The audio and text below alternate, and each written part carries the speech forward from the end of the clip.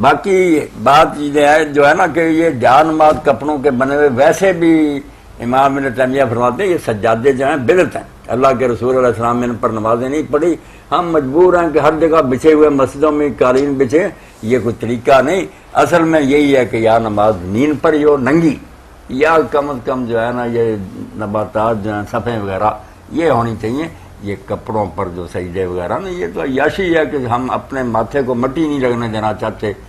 کیا ہے یہ سجدے اور کیا ہے نمازیں؟ مولانا اب صورتحال یہ ہے کہ اذان ہوتی ہے تو بندہ کہتا ہے کہ فلاں مسجد کے اندر جاتے ہیں کہ وہاں کارپیٹ بچھا ہوا ہے، بہت اچھا ماحول ہے، قریب والی مسجد کی بجائے دور والی مسجد میں صرف انہی سہولیات کی بنا پر جاتا ہے.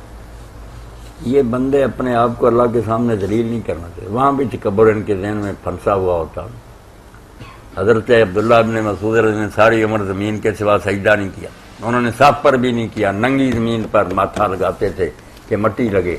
حضرت عمر بن عبدالعزیز رحمۃ اللہ علیہ کہا تھا کہ وہ جب ان کے لیے مسلح بچھاتے تھے لوگ تو وہ مٹی منگوا کر تھوڑی سی اس جگہ پر بکھیر لیتے تھے جہاں سجدہ کرنا ہوتا.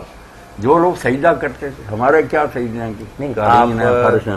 اگلی بات پھر مولانا یہ ہے کہ حرمین شریفین جاتے ہیں تو ایران کے حجاج کرام اور عراق وغیرہ کے جو اہل تشیع جن کو ہم کہتے ہیں تو وہ اپنی بغل کے اندر ایک وہ کس خاص قسم کا جیسے مطلب کہنے کا کہ وہ ایک جائے نماز رکھتے ہیں، وہ چٹائی کے اوپر بچھا کے اس پر سجدہ کرتے ہیں، چٹائی پر سجدہ نہیں کرتے چونکہ وہاں ان کی مجبوری ہے کہ چٹائیاں یا کارپیٹ پہلے سے بچھے ہوئے ہیں وہ اٹھوا تو سکتے نہیں، وہ نہیں اٹھوا سکتے، وہ حکومت کا کام ہے.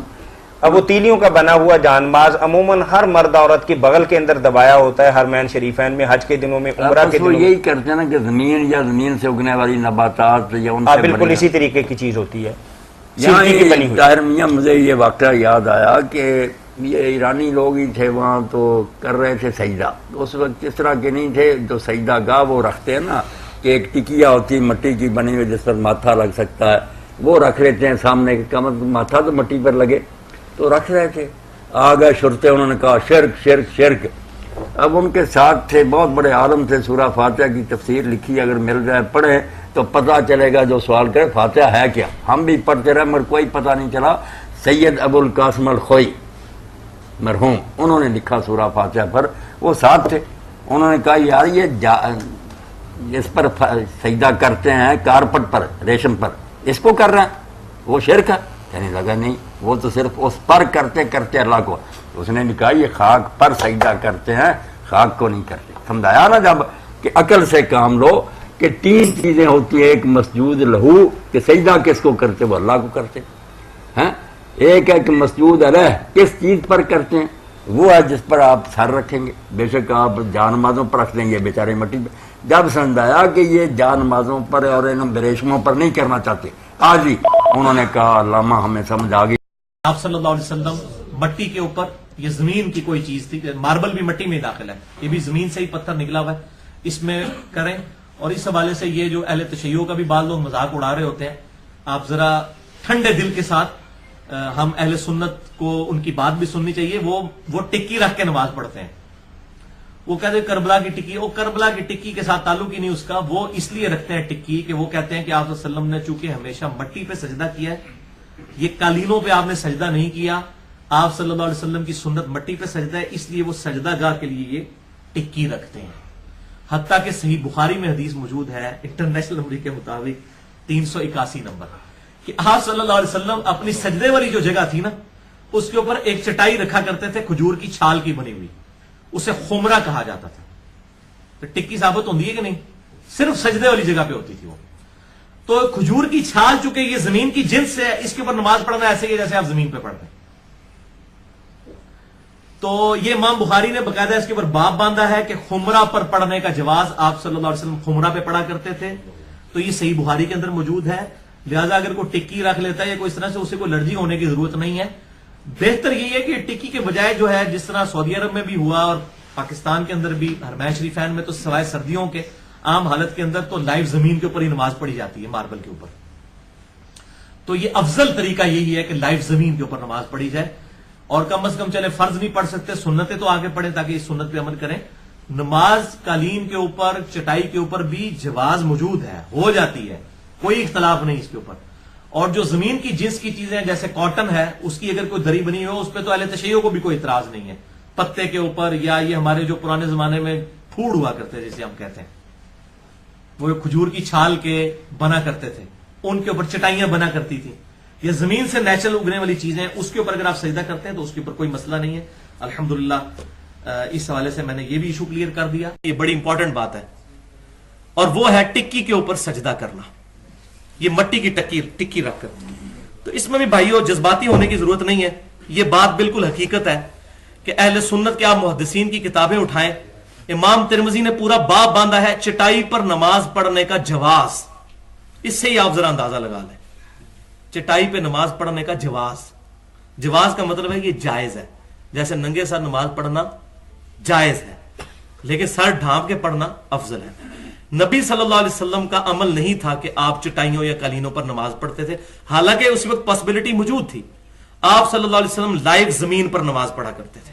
بخاری اور مسلم کی متفق علیہ حدیث ہے, آپ کو پتا ہے وہ شب قدر والی, کہ آپ صلی اللہ علیہ وسلم نے فجر کی نماز کا سلام پھیرا تو اس رات بارش ہوئی تھی, تو صحابہ نے نبی صلی اللہ علیہ وسلم کے ماتھے پر کیچڑ کے نشان بھی دیکھے.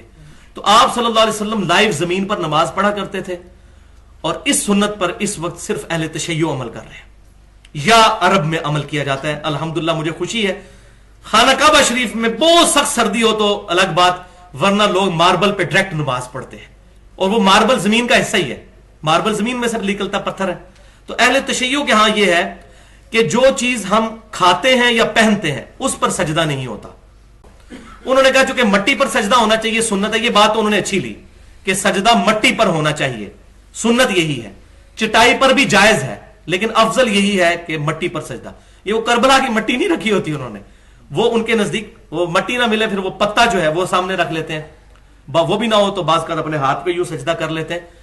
تو یہ تمام کی تمام چیزیں افضلیت کے طور پر کرتے. انہوں نے یہ اجتہاد تو کیا, اور میں نے ان کے علماء سے پوچھا کہ یہ آپ کے ہاں کوئی روایت, کہتے ہیں روایت کوئی نہیں ہے.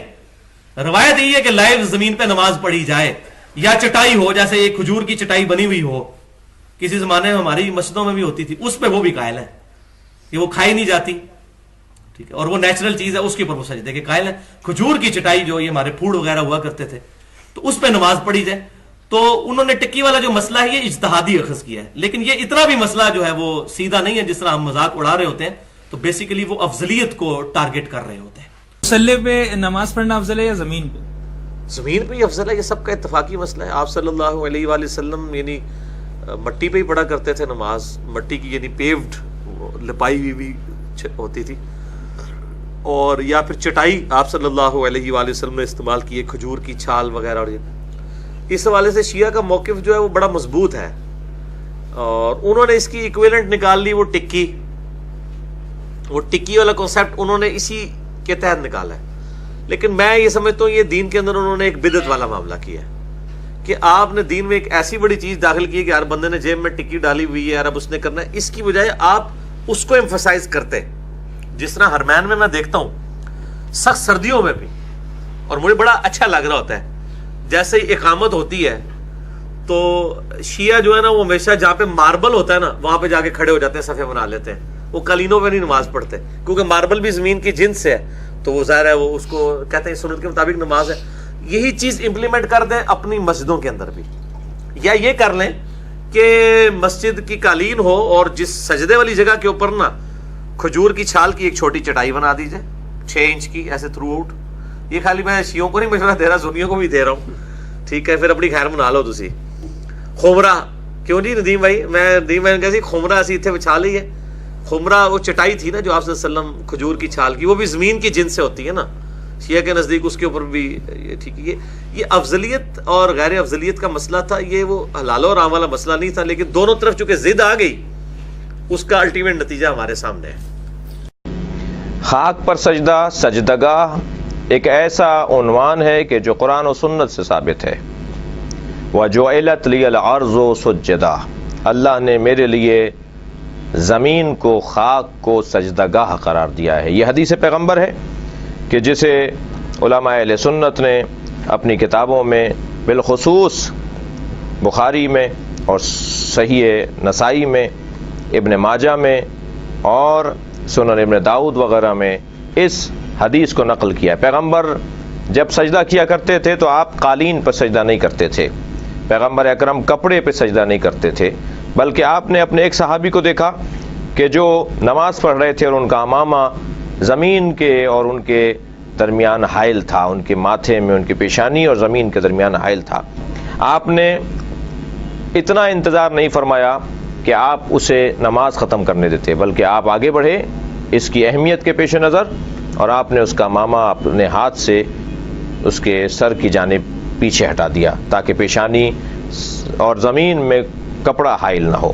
لہٰذا کپڑے پر سجدہ یہ پیغمبر اکرم کی سنت سے ہٹ کر ہے۔ السجود علی الخمرہ، یہ کتب اہل سنت کے اندر پورا باب ہے، خمرہ ٹھیکرے پہ سجدہ اور مٹی، پختہ مٹی پہ سجدہ، یہ پیغمبر کی سنت ہے۔ پیغمبر اکرم کپڑے پہ سجدہ نہیں کرتے تھے۔ کربلا سے پہلے مطلقاً خاک پر سجدہ ہوتا ہے، لیکن کیونکہ وَطَابَتُ الْأَرْضُ الَّتِي فِيهَا دُفِنْتُمْ، معصوم فرما رہے ہیں کہ وہ خاک جس میں آپ حسین دفن ہو گئے، اے اصحاب پیغمبر جس خاک میں آپ دفن ہو گئے، وہ خاک طیب و طاہر ہے، لہٰذا جب خاک پر سجدہ کرنا ہی ہے تو پھر وہ خاک جو طیب و طاہر زیادہ فضیلت رکھنے والی ہے، اسے اگر سجدہ کا قرار دے دیا جائے تو بالکل ٹھیک ہے۔